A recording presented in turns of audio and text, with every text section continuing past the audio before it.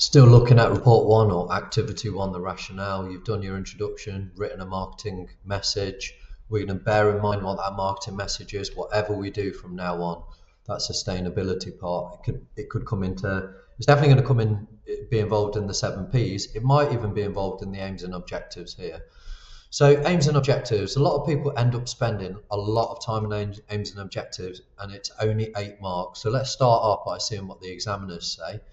So straight off the bat, the examiners say that actually in some cases, learners wrote their objectives at the end of their report one. So once they did their intro marketing message, they left the objectives part, they went and did their full SWOT, they did their full pestle as well, and all of that kind of thing. And then after that, they came back to it and they had a better idea of the objectives that they wanted to write. And the reason is because once you've in particular done a SWOT, or you know what the weaknesses, the strengths are of the business, what opportunities and threats there are. So you might think, well, actually one of the objectives that I'm going to do taps into the fact that they've got this strength, or it could be identifying a weakness and saying, well, I want to try and fix that weakness. But let's go back to basics.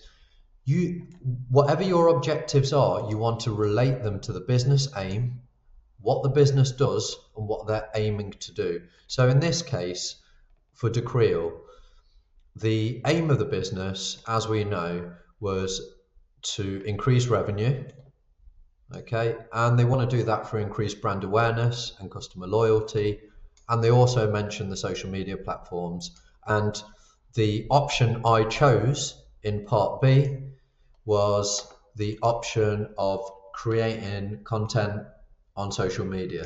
So everything I do in terms of my objectives is going to be based around this overall aim, the overall aims that we've just talked about, and the fact that they're going to use social media. And whatever objective I write, I have to then justify that objective. I can't just make things up. What they want is for us, once again, to use information from this case study, both part A and the information you've been given in part B, to try and justify why what you've written is a good objective for Decreal and a strong objective. Now, if I look at the mark scheme for Decreal, this is what examiners see for aims and objectives, okay? And they're saying the objective can be focused on, or should be relevant to the fact that they're a medium-sized business, they currently sell their goods online only, they've got a small budget, I'm not going through all of them, but you can see. So they want you to bear all of this in mind, what you already know about the business. We also know that they want to attract more followers, and straight away for me, that's an easy objective, because my objective could be increase the number of followers on Twitter or Instagram or whatever it is. And then they say what possible objectives might include. So they don't have a list of objectives that the examiner must say they've got this or not. They've got possible objectives. And remember, we're trying to make these objectives smart, and then we're going to try and justify them. Okay, we're going to try and use some of the information we've been given from the case study, from the survey that they did in part A, to try and justify that particular objective.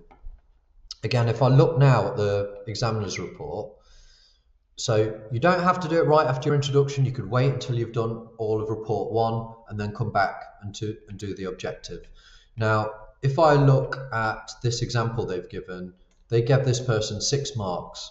So in here, they've done some smart objectives, and you can see, I mean, I would have bullet pointed these, but you can see they've made it nice and easy for the examiner to read. And then taking each objective, they've justified it. So they've used information from the case study to justify it. And they've got 6 out of 8 just for this part. So the way I would do it is I'd write the objective and then justify underneath. Write the objective, justify underneath. What we've said is go for 3 to 4. I would go for 3 to start off with. Keep it nice and simple.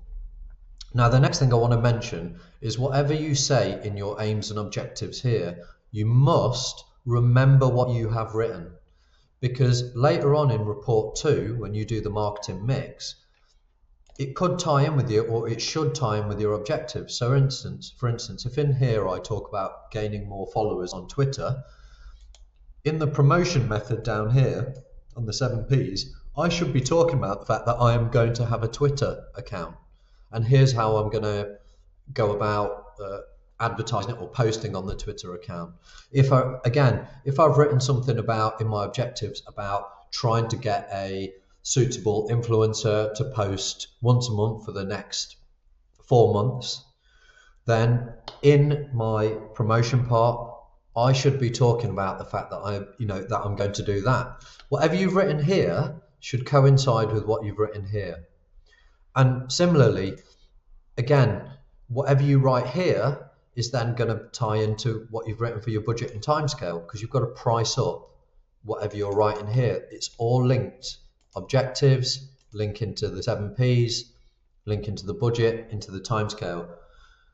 So if I go back to this again, that's one example where the examiner said this person got 6. And now you'll see in this one, this person got 7. And they supported it with research. But you can see the amount of text they've written here. I mean, I'm not going to go through all of this. Okay, you can see all of that. They've used research. You don't need to explain why your objective is smart. That's one thing they say straight away. Don't go saying this is smart, because that's not what they want to know. They want to know how you're going to help this business to achieve their overall aim. How are you going to do that through objectives? So in a minute, I'll show you my part and I'll write one objective. By the way, I always think for examiners, rather than giving them big blocks of text in a business report, you should definitely use bullet points and separate things out, as I'll show you in a second.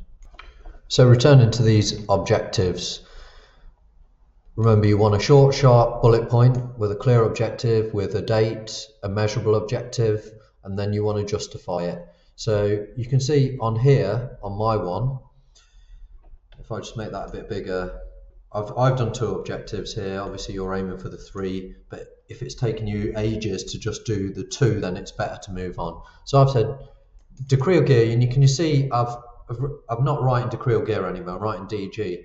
Up in brackets here I'll put DG. The examiner knows what I'm talking about. It's fine to say DG, it should save time, especially if you get a really awkwardly named business.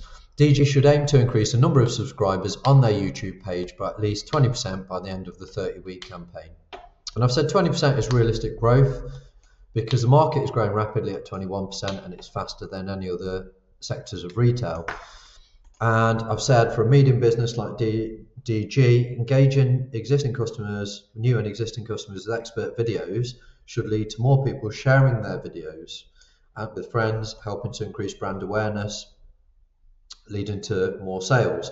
Now, I've deliberately said this because in the survey that they did, well, there's 2 reasons actually. Number 1, we know that in the actual exam, in here, one of the options was that they are to create content for social media. So I've deliberately talked about having expert videos on there. That's creating content on social media. And secondly, I've quoted some research here. Number 1, I've quoted this 21% market growth, which I got from the case study. And number 2, from the DG survey, we can see 67% of respondents said training videos would enhance their relationship with a brand.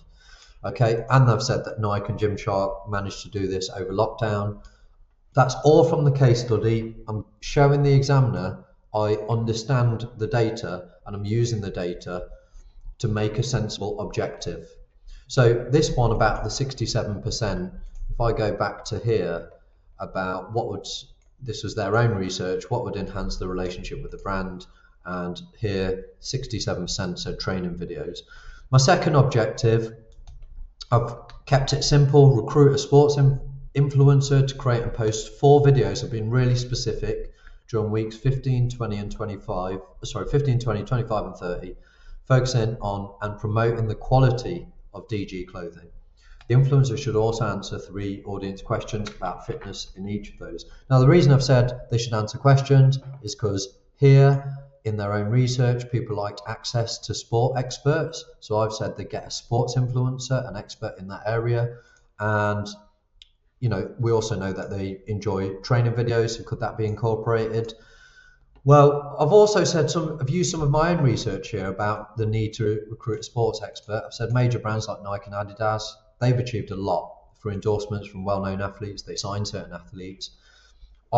Even if I don't know about sport, that's something I could have looked up in my 2 hours for part A, or just that evening. Next, DG's research showed that 81 out of 100 people chose quality as a major reason for their favourite brand. Right, quality. Can you remember here I said the sports expert influencer should focus on promoting the quality of DG clothing. So that was deliberate because I know when I looked in this research here, quality was a major factor in what people were looking for when they look at their favourite sports brand. So again, that's 2 short, sharp objectives, and then I've given justification. And you can see that I've used research, but I'm also saying what it's going to lead to. So it's going to lead to more brand awareness. Well, we know that that's one of the things they want. It's going to lead to more social engagement. We know that's what they want. Up here, I've talked about hopefully it should lead to more sales. I'm just going back to what they said they wanted in their overall aim, okay, which you will have written about up here. And that's our objectives. I've only done 2 there to give you an idea. Obviously, you're going for 3, potentially 4. I think 3 is absolutely fine.